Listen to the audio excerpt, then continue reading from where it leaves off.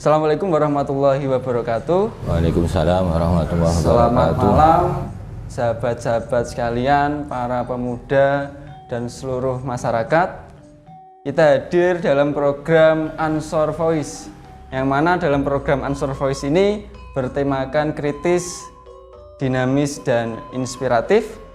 Yang mana ini adalah salah satu program unggulan dari PAC GP Ansor Kecamatan Baron. Berhubung ini adalah era digital, yang mana kita juga harus menyesuaikan dengan perkembangan zaman, kita tampilkan tayangan mengenai program ini. Jadi dalam program Ansor Voice ini kita menghadirkan beberapa narasumber, baik itu dari latar belakang keorganisasian, baik itu dari latar belakang pengamat ekonomi, hukum, dan lain sebagainya. Dan salah satunya kita mendatangkan tokoh. Dan pada malam hari ini kita kedatangan tamu dari salah satu tokoh NU di Kecamatan Baron. Beliaunya Bapak Imam Ghazali. Beliaunya sebagai Ketua Tanfidiyah MBC NU Kecamatan Baron, atau biasa disapa dari kalangan pemuda ini Pak ya. Kalau dari kalangan pemuda biasanya menyapa dengan sapaan Cak Iga mungkin ya. Lebih tepatnya Cak Iga, tetapi berhubung beliaunya ini sekarang sebagai Ketua Tanfidiyah, sapaannya berubah dari kalangan-kalangan pemuda, ruang lingkupnya lebih luas. Ada juga yang mencoba memanggil Kiai Imam Ghazali, karena mungkin ini adalah salah satu tuntutan beliaunya sebagai Ketua Tanfidiyah MBC NU Kecamatan Barong. Selamat datang Pak Imam Ghazali. Selamat datang Mas Abi. Bagaimana kabarnya malam hari ini? Alhamdulillah. Sebenarnya badan kurang fit, tapi melihat model acara ini saya sangat tertarik, termotivasi, karena hal baru di era pandemi cocok seperti ini kayaknya, nyantai sambil ngopi sambil rokokan, bisa ngobrol ngalor ngidul, mudah-mudahan ada manfaatnya gitu. Ya, amin. Ini adalah memang salah satu program baru, alternatif baru dari PAC GP Ansor Kecamatan Baron. Kita memberikan suatu tayangan yang bermanfaat dan informatif kepada seluruh kalangan masyarakat. Selanjutnya di sini dalam program ini kita mendatangkan tokoh, dan dalam tokoh kali ini adalah Ketua Tanfidiyah MBC NU Kecamatan Baron. Sekilas mungkin perjalanan dari Bapak Imam Ghazali kaitannya dengan pengalaman organisasi selama ini. Apakah hanya sekedar berawal dari Ketua MBC NU Kecamatan Baron, ataupun juga sebelumnya pernah mengenyam pengalaman di berbagai level organisasi? Bagaimana Pak Imam Ghazali? Justru menjadi Ketua MBC ini bagi saya seperti kecelakaan mungkin ya. Kalau boleh dibilang kecelakaan. Karena biasanya menjadi Ketua MBC itu ya, kalau tidak Gus ya Kiai atau jebolan pondok, jebolan pesantren. Ya saya tidak punya basic sama sekali terhadap itu. Saya hanya hobinya organisasi, dan sebelumnya di Ansor gitu aja. Terus selanjutnya kenapa yang hal-hal yang sifatnya bisa diibaratkan tidak terduga, Pak Ghazali mengistilahkan itu adalah kecelakaan? Ada hal apa yang membuat panjenengan itu membuat istilah kecelakaan pada saat terpilih menjadi Ketua MBC NU Kecamatan Baron? Kan menurut saya gini, tahun 2019 Agustus itu saya baru habis masa jabatan Ansor PAC Baron. Januari 2020 itu ada konferensi MBC NU. Ya saya meskipun telah menjadi Ketua PAC Ansor, perasaan saya masih Ansor, saya masih ingin aktif di Ansor cabang dan lain sebagainya. Jiwa saya, pikiran saya masih Ansor. Tapi ketika mendekati konferensi, beberapa sepuh termasuk Rois Suriah PCNU Nganjuk Gusali, termasuk Abah Hasim, dan beberapa guru-guru saya sepertinya kayak setengahnya memerintahkan bahwa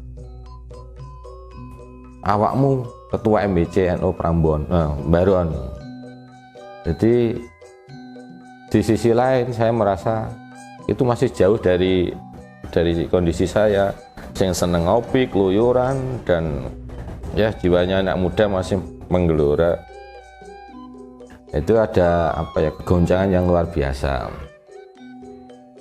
Jadi di sisi lain kalau tidak diiyani, ini guru-guru saya, sepuh saya setengah perintah, kalau diiyakan kondisi saya masih seperti ini, belum layak menjadi ketua MBCNO di usia, dan pengalaman keagamaan saya juga tidak seperti yang sebelum-sebelumnya. Berarti di sisi lain ada latar belakang tersendiri, ibaratnya itu kalau Gus Dur dulu pada waktu mencalonkan diri menjadi presiden, itu ada istilahnya itu wejangan dari beberapa tokoh-tokoh chaos. Mungkin juga bisa diibaratkan panjenengan pada waktu sebelum akhirnya memantapkan diri untuk mencalonkan sebagai ketua MBCN Kecamatan Baron. Berarti ada latar belakang, salah satunya dorongan dari para tokoh-tokoh tersebut, Pak Imam Ghazali. Saya enggak tahu persis ya kayak apa. Beliau-beliau itu melihatnya dari sisi mana dan lain sebagainya. Kalau aktif di kegiatan baik meskipun ketua Ansor, di Ansor maupun di NU, iya dalam beberapa hal. Itu beberapa hari sebelum acara itu saya stres akhirnya ngajak sahabat murid Kabul, Mbah Bul itu, malam ini tolong saya bahasanya ternon sowan dengan Mbah Hasyim Asy'ari di Tebu Ireng, di makamnya Mbah Hasyim Asy'ari. Saking goncangnya saya dan lain sebagainya, saya akhirnya sama Mbah Bul sowan dengan Mbah Hasyim Asy'ari yang sekaligus ya pendirinya NU. Karena ini agenda terkait dengan NU, kegoncangan saya, akhirnya saya minta diantar ke makamnya Mbah Hasyim Asy'ari untuk ya sowan dan konsultasi lah. Konsultasi ke pendiri. Setelah itu dari makam Mbah Hasyim ya saya ya agak tenang, entah nanti akhirnya seperti apa ya sudah terserah lah, akhirnya seperti itu. Ya, jadi perlu kita pahami secara bersama dan kita ketahui secara bersama, Bapak Imam Ghazali ini sebelumnya sebagai Ketua PAC GP Ansor Kecamatan Baron. Jadi ada suatu proses transisi yang cukup menarik, katakanlah di sini, karena jarang-jarang ibaratnya itu setelah selesai dalam masa jabatannya sebagai Ketua PAC GP Ansor Kecamatan Baron, langsung bisa menjadi Ketua Tanfidiyah MBCNU Kecamatan Baron, sehingga jiwa-jiwa mudanya ini masih ada dalam diri dari Pak Imam Ghazali, sehingga memang membutuhkan waktu tersendiri ya setelah menjadi Ketua MBCNU Kecamatan Baron. Saya bilang kecelakaan, di sisi lain senior saya di Ansor juga sudah banyak aktif di MBC, dan sesepuh-sesepuh yang secara keilmuan, pengalaman juga banyak. Itu kadang yang ini etis apa enggak etis, itu menjadi pertimbangan tersendiri. Saya juga mengusulkan calon, ternyata bagian di sisi lain kecelakaannya kemarin itu penyiapan kadernya yang kurang. Makanya ketika saya sekarang menjadi ketua MBC ya punya PR untuk memperbanyak kader, sehingga nanti ketika saya ini kan 2020 sampai 2025 masa periodenya. Di akhir 2005 bayangan saya kader-kader NU yang siap ditampilkan jadi ketua MBCNU, bayangan stoknya akan banyak. Seperti panen stok kader yang siap di jabatan ketua MBCNU maupun syukur-syukur sampai di cabang. Jadi regenerasi ini memang perlu Pak Jali, khususnya panjenengan memulai diri sebagai organisasi DNU itu dari PAC ataupun ya sebagai ketua PAC GP Ansor Kecamatan Baron. Jadi mungkin ini ada suatu hal khusus kaitannya dengan para generasi muda. Jadi ini sesuai dengan hal yang sangat trending mungkin ya. Pemuda ini adalah harapan masyarakat. harapan agama dan juga harapan Negara Kesatuan Republik Indonesia. Mungkin ada hal khusus kaitannya dengan pemuda dari pengalaman jenengan sendiri untuk regenerasi NU ke depannya. Kalau sederhana yang sekaligus menjadi pertimbangan saya dan juga akhirnya saya kembalikan juga ke Tuhan itu kan, di sederhananya di pemain sepak bola itu ada pelatih. Jadi pelatih sepak bola itu ternyata memainkan pemain cadangan. Bayangan saya masih di Ansor dulu itu coro di NU ya pemain cadangan lah. Yeah. Ternyata pelatih itu memainkan cadangan ya sesuai karepnya pelatih. Bisa menit pertama, menit kedua, tengah maupun di akhir-akhir pertandingan akhir. Yeah. Atau bisa jadi tidak dimainkan. Nah, melihat dari situ ternyata di pemuda itu tidak boleh santai dalam belajar karena pelatih setiap saat akan memainkan pemain cadangan itu. Jadi bisa diibaratkan itu harus mempunyai jiwa siap siaga ini untuk regenerasi para pemuda ini. Sesepuh itu membutuhkan kita, NU membutuhkan kita itu setiap saat. Makanya ya harus siap dalam banyak hal. Yang belajar ya belajarnya harus tekun, yang kegiatan tekun, pengalaman apa yang butuh didapat, dipelajari selama di Ansor dan lain sebagainya, saya kira harus cepat dikuasai.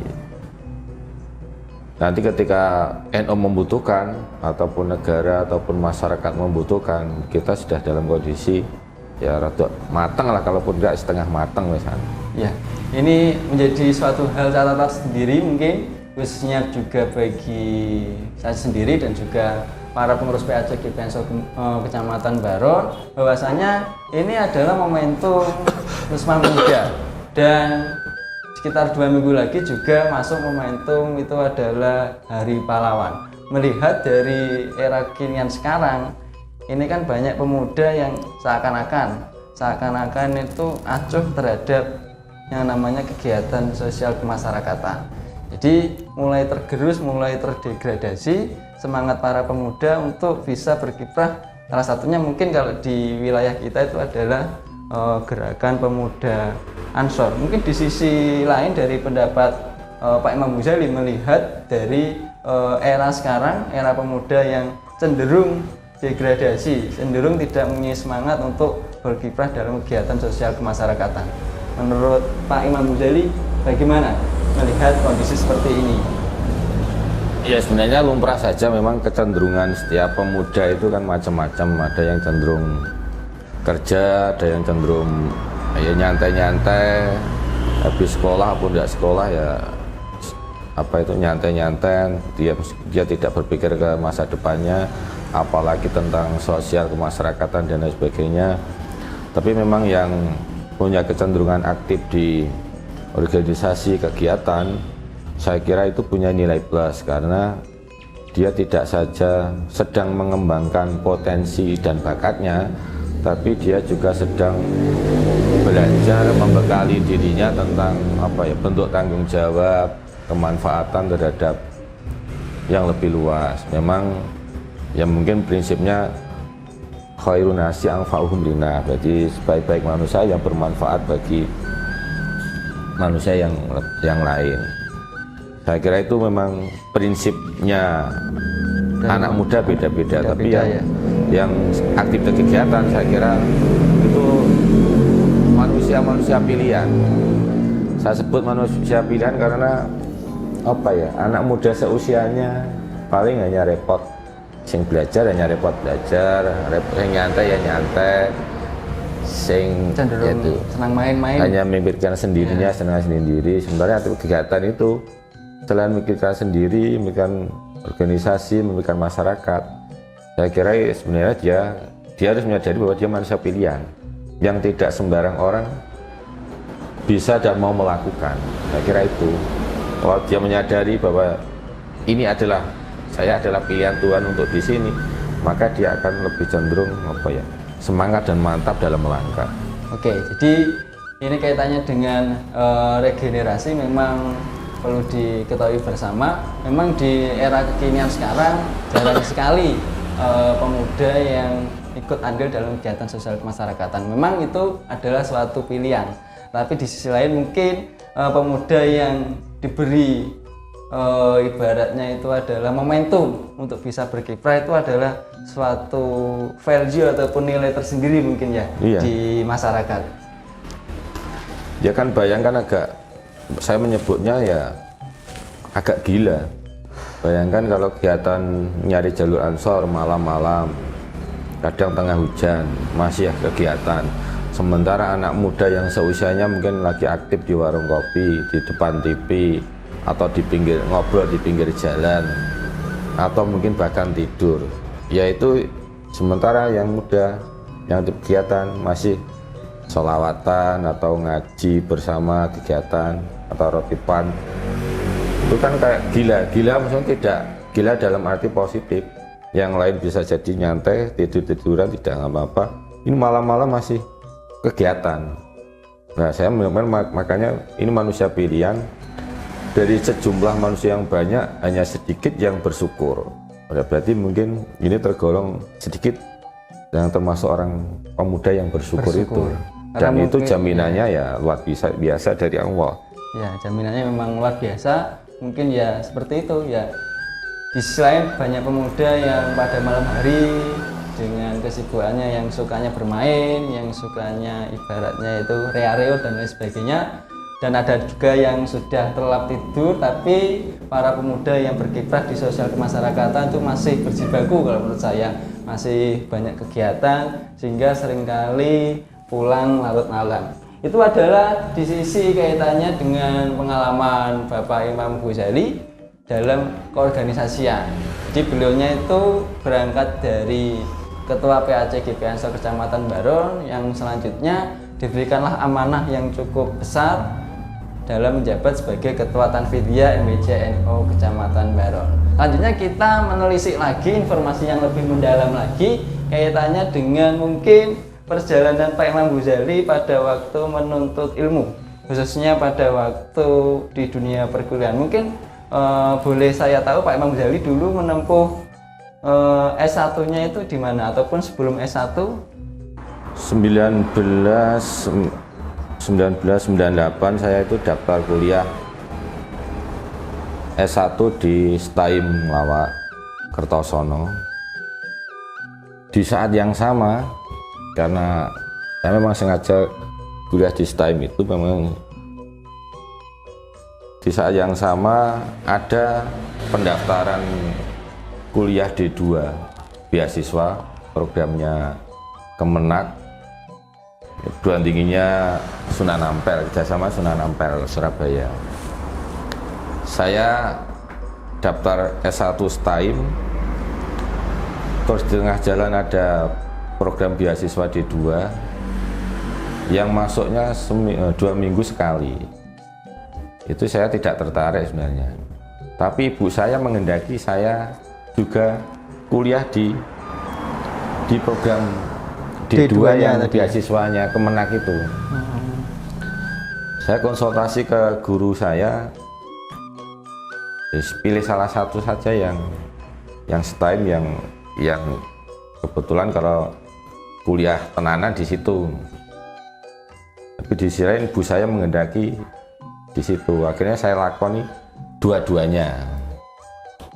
Meskipun yang program penyertaan yang D2 itu secara pemikiran hati gak cocok sebenarnya, tapi ya saya lakukan karena ibu saya meminta itu. Akhirnya ya secara fisik badan ya saya ngelakoni demi ibu saya.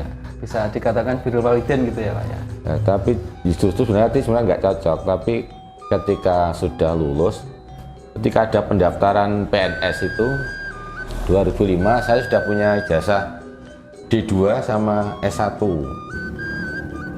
Dengan perhitungan banyak macam-macam, saya kira daftar pakai D2 itu. Akhirnya keterima. Dari situ saya mengkaji ulang yang sebelumnya. Yang sebenarnya kuliahnya tidak begitu saya kendaki karena manut ibu. Akhirnya ijazahnya itu justru yang yang bisa digunakan bisa, untuk mendaftarkan. bisa mengantarkan saya untuk diterima PNS. Itu mungkin di balik itu saya baru sadar bahwa apa ya, kemauan seorang ibu itu nyata dia tidak sekedar menyuruh, mungkin ya nirakati barang mungkin. Ya ada sesuatu yang akhirnya nanti bisa untuk masa depan putranya mungkin. Oke, ini menarik ini menurut saya. Jadi salah satu perjalanan dari Bapak Imam Muzali pada waktu kuliah, dulu ternyata kuliah di STAIM Ngelawak Kertosono, dan di tengah perjalanan itu ada program yang mana program beasiswa D2 dari Kemenang. Dulunya sendiri ini kurang berkenan apabila untuk mengikuti program D2 beasiswa tersebut, ya, karena kan memang ibaratnya itu kawah candra di mukanya ataupun keilmuannya itu tidak seluas, tidak sedalam yang berada dalam programnya yang menjadi pilihan beliau, yaitu di S1 STAIM Ngelawak. Tapi di sisi lain karena kehendak ibu akhirnya beliau juga mengikuti program D2 dari program Kemenang tersebut, dan akhirnya endingnya di sisi lain itu ada hal tersendiri, ada manfaat tersendiri, beliau bisa mendaftarkan diri dan diterima sebagai pegawai negeri sipil. Ini sangat menarik dan cenderung keramat mungkin Pak ya. Jadi kalau melihat hal tersebut, saya ingin menanyakan kaitannya dengan apa yang sekiranya menjadi hal yang menjadi pengalaman panjenengan kaitannya dengan sesosok seorang ibu, melihat dari perjalanan seperti itu tadi. Dari rangkaian banyak hal itu saya melihat apa ya, ibu itu seperti jimat juga, dan juga pembuka pintu langit. Jadi pembuka pintu langit itu ya ibu menurut saya, karena beberapa kali hal besar yang saya itu nggak nyampe bayangan pikiran saya, itu akhirnya saya larinya ke ibu. Seperti ketika kuliah mau mengerjakan skripsi itu, saya bikin judul berkali-kali, tapi yuk gak jadi. Akhirnya saya kepikiran ibu. Jadi ini berdasar dari apa ya, bahwa istilah surga ada di bawah telapak kaki ibu. Itu kalau maknanya kan kita sudah tahu, tapi di sini saya memaknai secara sumbu pendek bahasa saya. Jadi ridho ibu itu bergantung pada ridho anak, bergantung pada ridho ibu. Tapi saya memaknai yang agak pendek itu ya, di telapak kaki ibu itu ya memang ada sesuatu. Kalau biasanya nek jaluk dongo ngun ibu dengan cara biasa, ya nanti hasilnya akan biasa. Tapi kalau jaluk dongo ibu dengan cara yang beda, saya yakin hatinya ibu akan juga beda. Akhirnya dari situ apa ya, tiap malam jam 12 saya bangun, saya pamit istri, kalau belum deh, belum bojo ya. Jadi godok banyu malam-malam. Iya. Nanti setelah apa ya, umup itu saya dinginkan, saya tinggal sholat tahajud sama hajat. Setelah sholat itu kiranya sudah angkat-angkat kuku, itu ibu saya bangunkan. Jadi air yang tadi itu saya tempatkan di bak. Ibu saya suruh duduk, kakinya saya cuci pakai air yang sudah saya godok tadi, yang sudah angkat-angkat kuku. Saya gosok, saya cuci.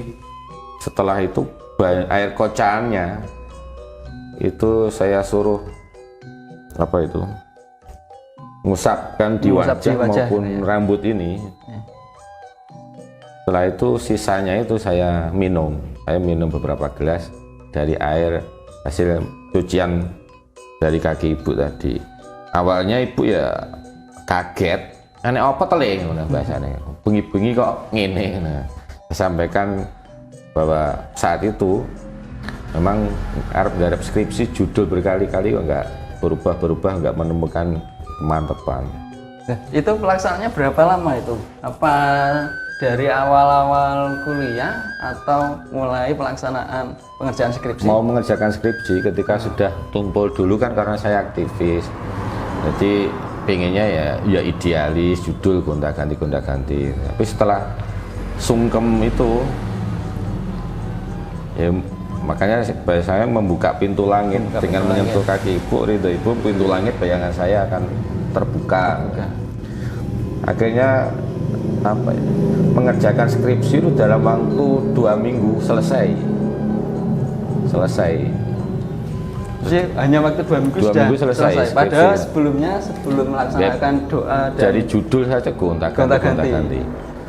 Jadi setelah kerewetan yang cukup banyak, setelah berapa kali gonta-ganti judul, terus doa dengan disertai apa itu namanya air yang tadi sudah diusapkan oleh ibu, mungkin hanya sekedar 2 minggu itu Pak ya bisa mengerjakan sampai selesai.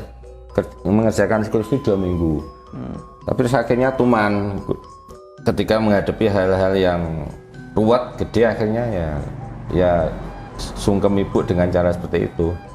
Kayak setelah itu mau apa ya, pengen golek bojo, cari jodoh Ya. akhirnya ya dengan seperti itu lagi. Ketika mau ujian PNS ya saya sungkem lagi, termasuk ketika beberapa kiai mendorong saya untuk ketua MBC, saya kan gunda ya, saya juga sungkem gini ibu lagi. Jadi Tumanan. sudah menjadi suatu dibiasakan lah istilahnya setelah melihat hasil dari apa ya istilahnya kekeramatan dari seorang doa ibu itu ya. Ya, makanya ketika saya masih ngajar di MI Darussalam Pandanarum itu kelas 6, setiap kali mau ujian ya saya suruh sungkem ke ibunya. Jadi ketika kelas 6 itu kalau sebelum perpisahan itu kan wali murid diundang, bahas tentang persiapan perpisahan. Setelah selesai, anak dipanggil satu-satu, disuruh sungkem, saya suruh sungkem ke ibunya. Dan di situ ya ibunya nangis, anaknya kadang juga nangis, saya yang MC, karena juga ikut nangis. Jadi itu minta anak saya suruh minta maaf sama ibunya, sama minta doa agar apa ya Diberikan bisa ujian dan bisa lulus dengan nilai yang memuaskan. Oke, sambil diminum Pak Imam Ghazali, jadi di sini santai. Jadi meskipun pembahasannya itu sedikit berat dan kaitannya dengan pengalaman pribadi sendiri dari Pak Imam Ghazali, tapi kita jangan lupa tetap sambil ngopi. Dan juga mungkin karena keadaan badannya Pak Imam Ghazali kurang fit ya, ngeteh ini. Oke, bebas di sini bisa ngopi, bisa ngeteh. Yang penting kita tetap mendapatkan hal-hal yang bermanfaat dari kegiatan seperti ini.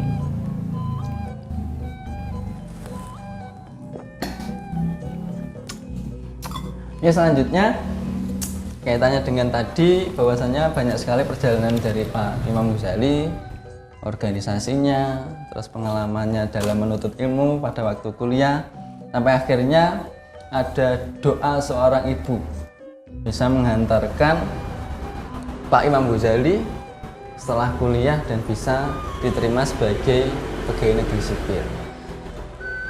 Terus ini yang menarik lagi, Bapak Imam Ghazali kan sebagai Ketua Tanfidiyah MBCN Kecamatan Baron, otomatis waktunya itu cukup padat dalam mengikuti segala kegiatan organisasi MBCN Baron, yang mana MBCN Baron ini ada 11 ranting ya? Ada 11 ranting.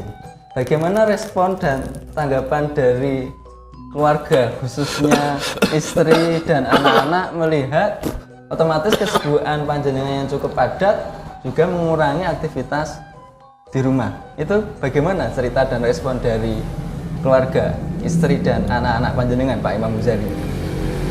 Ya, awalnya istri saya memang sudah kenal saya sejak kuliah, senangnya organisasi dan lain sebagainya. Bahkan manten anyar pun juga sering sudah biasa ditinggal nguyur lah kasarannya. Ketika mau ada konferensi MBC juga saya sampaikan ini kok kayak didorong kon MBC piye iki. Ya nek memang ngono nggak apa-apa. Lho iki resikonya berarti ya jarang meneh. Mereka mbok cek omong saiki wong kan dhisik biasa gitu. Artinya sudah memahami ketika masih di PCPMI. Saya nikah ikut kan menjadi di awal-awal menjadi ketua PCPMI Nganjuk. Jadi di BEM juga istri sudah paham. Cuma ya apa ya? Kadang beban juga. Kesibukan itu akhirnya kita punya waktu untuk bersama keluarga memang banyak berkurang. Tapi keluarga memang sudah bisa memahami.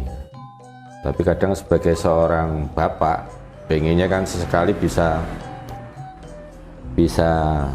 bersama-sama refreshing lah dengan keluarga, dengan anak-anak ya. Kalau anak yang kecil ya lumrah kok rapat aja kan gitu ya.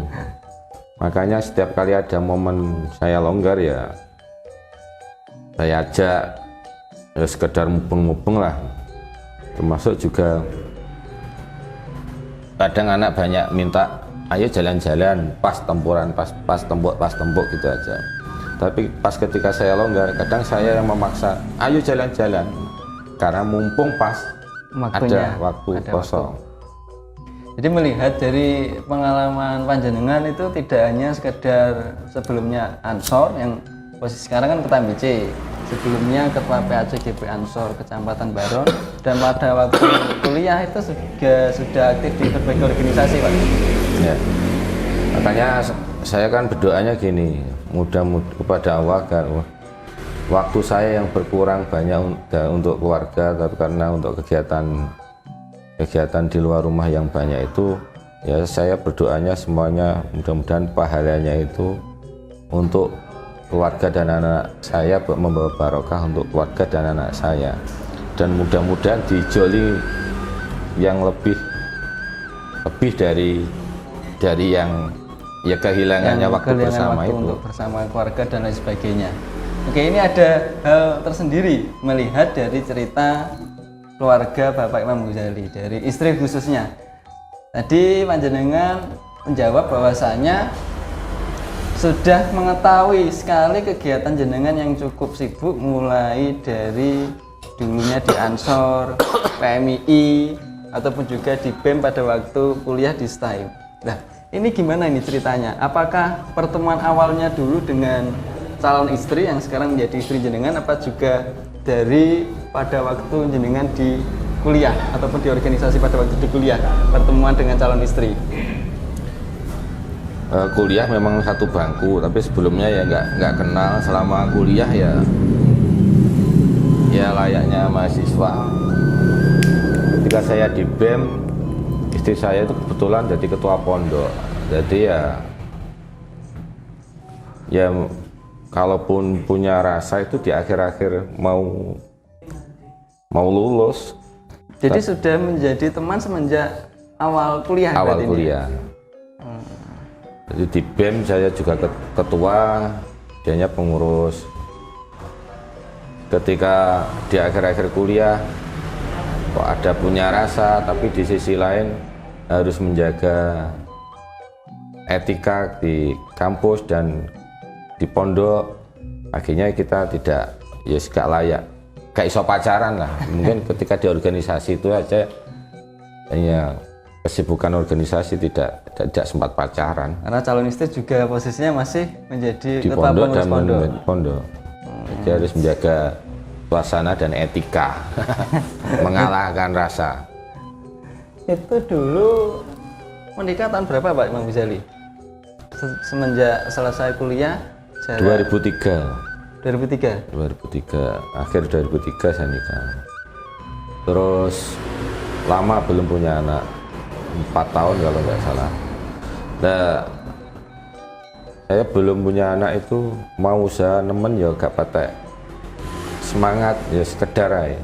Mungkin kena apa ya istilahnya doa waktu waktu menikah. Jadi ada Gus yang bilang ketika setelah ijaban itu orang calon manten ini kan salaman. Itu salaman pertama kali yang halal itu kan setelah ijaban. Oh iya. Dan ketika perubahan dari yang haram ke halal. Ini doanya mustajabah. Nah, ketika ada itu kita doanya mungkin itu dua anak gak kecepetan ya tapi orang kesuwen.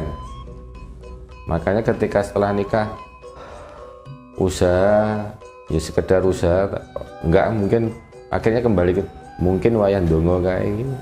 Ada doa. Gak njaluknya gak kecepatan tapi ya orang kesuwen. Jadi akhirnya oke berarti 4 tahun barang ya orang kesuwen mungkin pangeran mungkin. Jadi tahun 2003 menikah, terus selanjutnya tahun berapa mendapatkan anak pertama itu?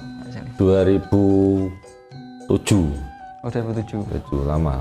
Jadi selang 4 tahun ini ya. Ya.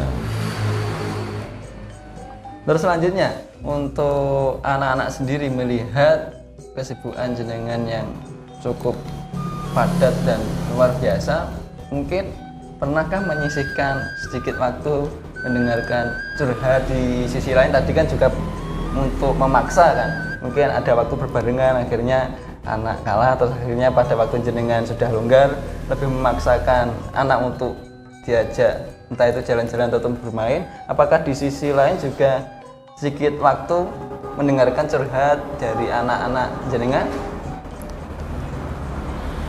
Saya tuh kalau dengan anak-anak utamanya yang kecil tetap dekat kemanapun ya dia ikut dan selalu menanyakan saya, dan juga yang anak kecil yang sering protes ya si kecil. Kalau kakak-kakaknya sudah paham, sudah bisa. Cuma untuk waktu bersama bisa jalan-jalan bareng memang sangat berkurang. Makanya kadang acara tempuk pun di sela-selanya kadang saya sempatkan untuk ya sekedar mupeng-mupeng entah di Kertosono atau di Warajayeng atau sekedar di Nyoklat saya sempatkan. Ini anak yang satu di pondok, ini susah kemarin liburan pengennya ya ke rekreasi, tapi di sisi lain saya harus MKNO di Krempiang 3 hari. Yang hari terakhir anak saya harus kembali, maka sebelum saya berangkat istri saya kasih uang. Iki anak-anak jangan rekreasi, adik yang punya mobil saya hubungi, wah anak-anakmu jangan, akhirnya ya bisa rekreasi tapi Tanpa jenengan? Tanpa saya.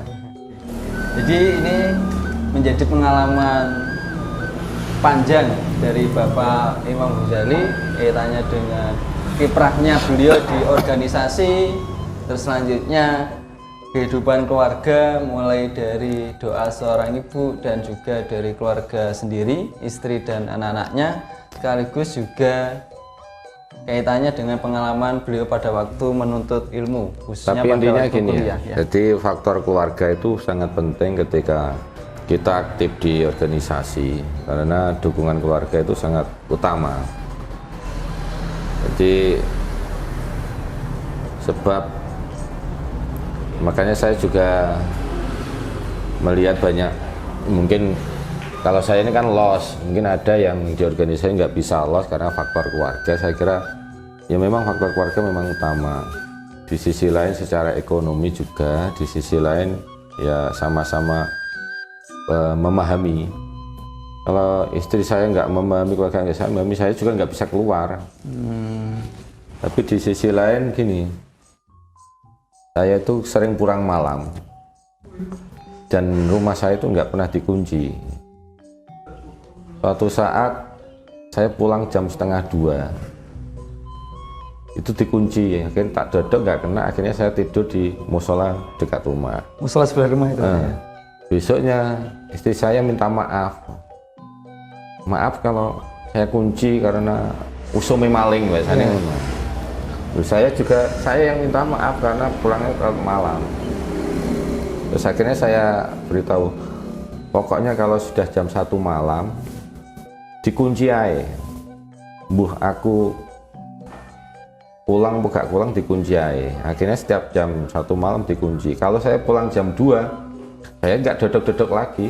Otomatis motor ya? Saya di situ, terus saya tidur di musola. Jadi sudah ada perjanjian ya? Ya akhirnya itu seperti itu, biar istri nggak angan-angan dan juga tidak merasa bersalah. Ya. Kalaupun jangan bersalah ya saya sebenarnya pulangnya terlalu malam. Jadi Tapi sama-sama bisa dipahami. Memang komunikasi itu kunci utama ya, melihat dengan berbagai aktivitas, entah itu menjadi ketua MBC di organisasi ataupun dengan kegiatan pekerjaan dan keluarga, itu kuncinya memang apakah di komunikasi? Ya dukungan dan kepahaman keluarga, komunikasi tentunya. Ya, terus selanjutnya dari beberapa pengalaman yang sangat panjang dari Bapak Imam Ghazali, hari ini berkaitan dengan peringatan Sumpah Pemuda, dan 2 minggu yang akan datang ada peringatan juga, yaitu adalah Hari Pahlawan. Ini ada hal yang menjadi pernyataan serius ya, apa itu pertanyaan serius, apakah melihat dari era sekarang itu adalah era digital, dan pada era digital ini memang dituntut untuk kegiatan-kegiatan yang memanfaatkan alat teknologi seperti ini. Bagaimana tanggapan panjenengan kaitannya dengan program-program Ansor ke depannya? Apakah juga perlu hal yang sifatnya itu digital, dokumentasinya juga harus baik dan lain sebagainya? Menurut Pak Imam Ghazali bagaimana menjawab tantangan ini, menjawab tantangan perkembangan zaman ini? Pandemi juga memotivasi kita untuk mengubah strategi dalam berkegiatan maupun berdakwah. Di sisi lain, Indonesia ini akan mengalami bonus demografi. Bonus demografi itu penduduk yang usia muda ke depan itu akan semakin banyak dibanding penduduk yang usia tua. Nah, penduduk usia muda itu tentunya kesukaannya, gayanya juga akan beda dengan yang tua. Nah, ini kalau tidak dianalisa dan dicarikan cara yang terbaik untuk dari kalangan muda, ya kita akan kalah bersaing dengan kelompok sebelah. Kayak kalau soal pengajian itu sesepuh-sepuh kita kan luar biasa secara keilmuan dan gudangnya ya bisa dibilang ya. Tapi tidak dimediakan, tidak dipublikasikan, tidak didesain sedemikian rupa. Akhirnya bagi kalangan muda itu tidak menarik dan tidak ketahui. Apalagi hari ini mengumpulkan 100.000 orang itu kan sulit. Jangankan pandemi, tidak pandemi saja hari ini itu sulit. Nah, bagaimana acara itu bisa, acaranya sederhana tapi bisa ditonton oleh ratusan ribu bahkan jutaan orang. Itu berarti dakwah ini kan lebih bermanfaat, lebih mengena. Mengumpulkan orang sulit, biaya banyak. Ada cara yang efektif, tidak banyak biaya tapi bisa dinikmati, dilihat oleh orang banyak. Kayak ngajinya sesepuh-sepuh yang isinya berkualitas dan lain itu bisa dimediakan, diambil yang titik-titik itu untuk dimediakan, dimedsoskan bagi kalangan muda. Jadi di sisi lain memang ini sudah menjadi tuntutan zaman dan menjadi suatu, bisa dibilang ada hal positif meskipun kita mendapatkan musibah dalam keadaan wabah pandemi, akhirnya menjadi suatu tuntutan semua harus beralih, bisa dibilang itu bermetamorfosa ke dunia digital, sehingga banyak sekali kegiatan-kegiatan yang sebisa mungkin itu didokumentasikan, apalagi seperti kegiatan semacam ini itu harapannya bisa bermanfaat dan bisa dilihat oleh kalangan orang banyak seperti itu Pak. Saya kira sudah mulai ngarah, dan itu hanya bisa dilakukan oleh kalangan muda. Kayak yang pengurus-urusan sesepuh kita itu ya tidak bisa mungkin lakukan itu. Yang muda yang memainkan, menyiapkan semuanya. Jadi untuk eksistensi diri juga, untuk siar dakwah juga, dan bisa jadi itu juga untuk masukan masukan keuangan bagi kalangan muda kita. Dan yang tidak kalah penting apa ya, yang tetap ada yang terus mondok. Bayangan saya mau pondok-pondok di Mbaron ini semakin banyak yang berdiri, santrinya juga semakin banyak. Karena ayo mondok itu kalau tidak ditampung di apa ya, penyiapan pondok di sekitar kita, nanti larinya selalu ke jauh. Sementara tidak semuanya menjangkau yang jauh. Itu yang mondok, ada yang terus sekolah dan kuliah. Saya sendiri kebetulan lagi kuliah juga ini. Oh ya, dengar-dengar ini Pak Imam Ghazali juga sedang melanjutkan studi S2 ya? Tepatnya di mana Pak Imam Ghazali mungkin kampusnya? Ya, saya tuh 2003 itu sudah lulus kuliah dan nggak kepikiran ingin kuliah S2. Ada beasiswa S2, istri saya di Malang itu akhirnya yang nyanyi, saya belum kepikiran pengen S2. Ketika menjadi ketua MBC dengan banyaknya kegiatan dan lain sebagainya, saya pikir kok yang biasanya sering keluyuran jauh-jauh hanya untuk ngopi, diskusi dengan teman-teman, ketika menjadi ketua MBC dan kurang bisa keluar. Akhirnya kok ngene cepet tua akhirnya muncul minat ingin kuliah. Itu dalam rangkanya pengen ngenomno pikiran sebenarnya, akhirnya saya kuliah di Tribakti, sekarang masih semester 3. Jadi dalam rangka pengen ngenomno pikiran.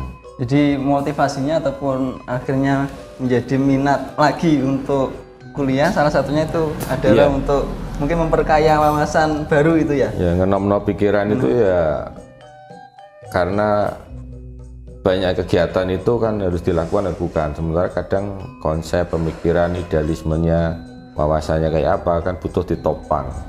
Ngenomno pikiran dalam rangka itu. Dan saya tidak berpikir itu kaitannya dengan jabatan ataupun pangkat. Bukan, kaitannya dengan istilahnya ngenomno pikiran itu. Jadi bisa dibilang memang murni niat untuk ngenomno pikiran, kan cukup lama kan jedanya, mulai tadi jenengan lama banget bilang 2003 ya lulus time, terus ya sekitar 17 sampai 18 tahun akhirnya baru melanjutkan kuliah lagi nih. Tapi di sisi lain waktu raker pertama MBC mau raker pembukaan itu saya bikin statement ini. Jadi kalau Patian Romo punya kampus, Kertosono ada kampus, di kecamatan lain-lain ada perguruan tingginya, Nganjuk kok tidak ada. Sementara apakah Mbaron ini karena orangnya bodoh-bodoh? Saya kira tidak. Banyak orang pintar SDM-nya di Mbaron ini, S2, S3-nya banyak. Mengapa tidak bisa mendirikan perguruan tinggi? Perguruan tinggi ya. Ya, saya melihat itu berarti karena konsolidasi kita belum terjalin kuat. Akhirnya tahun pertama itu saya gedorkan untuk konsolidasi itu, dan bayangan saya di sebelum 2025 itu ada satu perguruan tinggi berdiri di Kecamatan Mbaron. Nah, ketika saya melontarkan ide untuk adanya perguruan tinggi di Kecamatan Mbaron, kalau saya hanya S1 kan ya opong. Iya. Kayaknya kok kurang menggigit ya, pantas-pantasnya ketika ada mendorong itu saya juga sumbut ijazahnya yang minimal saya S2, meskipun nanti dosen atau tidak dosen itu nggak penting, tapi ada perguruan tinggi di Mbaron dan kader-kader muda ini yang S1 kita dorong untuk S2, dan nanti kalaupun ada perguruan tinggi tidak cari jauh-jauh dari kader-kader kita di Mbaron sudah cukup yang saya gitu. Jadi ini adalah suatu harapan besar bagi Kecamatan Mbaron. Jadi kebermanfaatannya itu tidak hanya dari sisi keorganisasian saja, tapi di sisi lain itu banyak sekali bermanfaatannya, entah itu dari masyarakat sekitar. Khususnya ini ada suatu harapan besar, harapannya di Kecamatan Mbaron berdiri perguruan tinggi. Jadi peran pemuda juga sangat mempunyai cukup andil besar, sehingga